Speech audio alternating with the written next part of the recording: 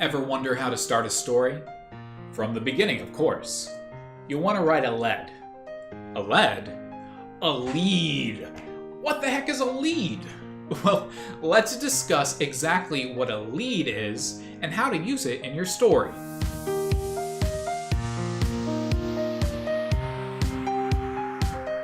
Hey y'all, Tempest here to help you reach your dreams and soar above the muck.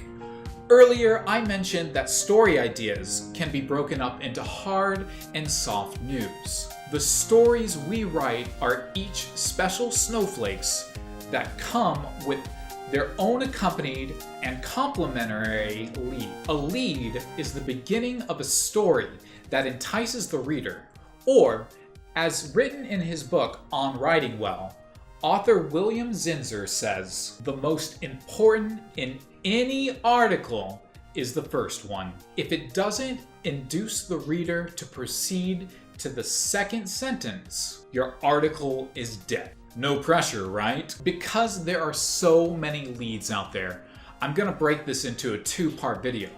Today, we're gonna look specifically at hard news. But before I jump into that, you might notice that the word lead is sometimes spelled L-E-D-E. Well, back in the 1970s, copywriters, typesetters, and others in business used the spelling to differentiate linotype machines from the thin strip of metal. Journalists adopted the phrase "bury the lead" as a result. Ironically, linotype machines were phasing out around that time, yet the word continued to be used until it was finally added to the Oxford Dictionary in 2008. Enough history. Let me tell you about the most common lead out there for hard news. The summary lead. This direct lead summarizes what the story is all about. Here's an example from Colin Campbell at Polygon. Matt Kahn, founder and organizer of LGBTQ events outfit GamerX, today stepped down following allegations of sexual harassment. A summary lead should try to answer several basic questions. Who, what, when, where, why, how, and so what. Now, cramming all of those into the lead is too cumbersome, so you will need to prioritize the most important factors and save the others for second or third paragraphs. In our example, we address the who, Matt Kahn, the what, GamerX, when, today, and why, sexual harassment. That's 4 of the 7 basic questions. Now, the reader has a basic idea of what the story is about from the lead, and you've created an outline to expand on further paragraphs. It's a win-win. However, there are a couple elements to keep in mind when writing effective summary leads. Subject, verb, object means who did what or what happened. This is the favored order for print, online media, and broadcast writing. Take a look at this example from IGN's Shavana Ifrith. An update to Microsoft's terms of service is rolling out in May for Xbox, Skype, and other services that the company provides, which can result in account suspension and bans for the use of, quote, offensive language, unquote, as well as fraudulent activity. In this example, Microsoft is the subject, updating their service is the verb, and the Xbox users are the object being affected by the changes. Order of information can be a challenge for new writers. How do you decide which basics to include and in what order?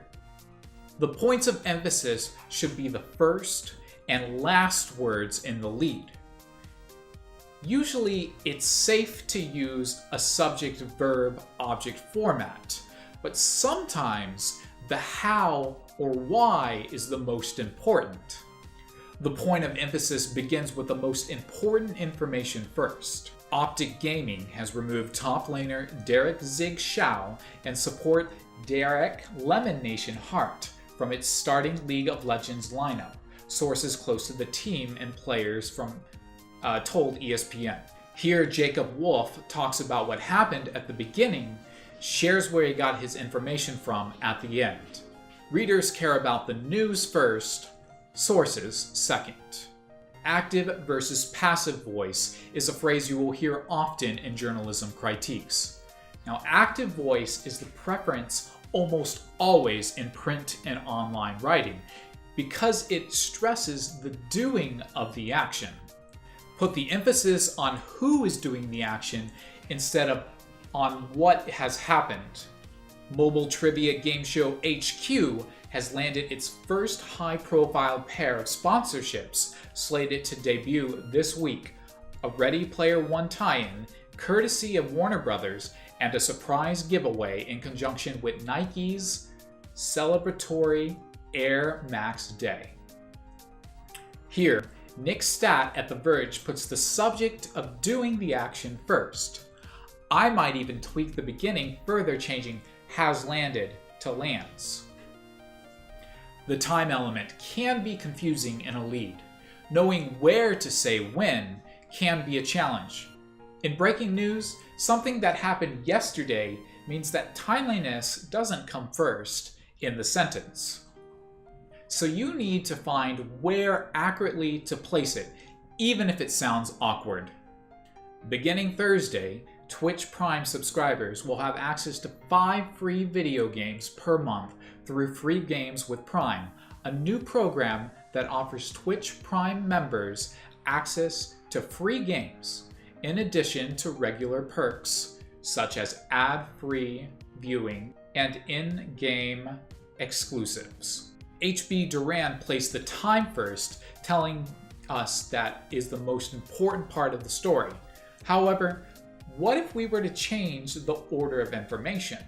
Twitch Prime subscribers will have access to 5 free video games per month through Free Games with Prime, a new program that offers Twitch Prime members access to free games.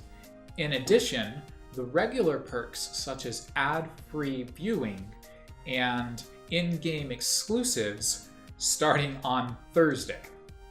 See how the time element has been shifted to the end of the story? Remember, when you write your lead, you want to get the reader hooked on the most important information that will make them want to read more. Think about your point of emphasis and stick with the subject, verb, object format. Delayed identification.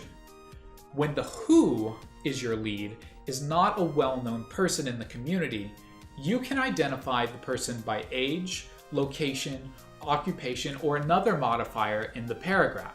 Then in the second paragraph, you can identify the person.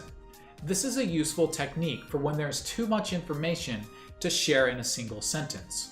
For example, a Dallas man was sentenced to 4 years in prison after breaking a non-disclosure agreement with video game developer Gearbox Software in Plano, Texas, earlier this week. John Doe, 35, leaked details of a new game on the Reddit violating a contractual agreement with Gearbox Studios. Let's recap on hard news summary lead elements. Answer as many of the basic questions in your opening sentence. Use a subject, verb, object format. Follow the order of information from the most important to the least important. Discover the point of emphasis and plug it first in your story. Use the active voice in print and online media. Find out where to say when, usually at the end of the lead. And use delayed identification when you have a lot of clutter. As a rule of thumb, your lead should be between 25 and 30 words. Any shorter, and you will be missing important information. Any longer, and the sentence will be too cluttered. To help you practice, I want to give you a homework assignment. Find one online article and identify its summary lead. Link it into the comments section below and write out the 5 W's you found. This is Tempest, and I'm so excited to have you join the Eagle team as we soar above the muck and reach our dreams.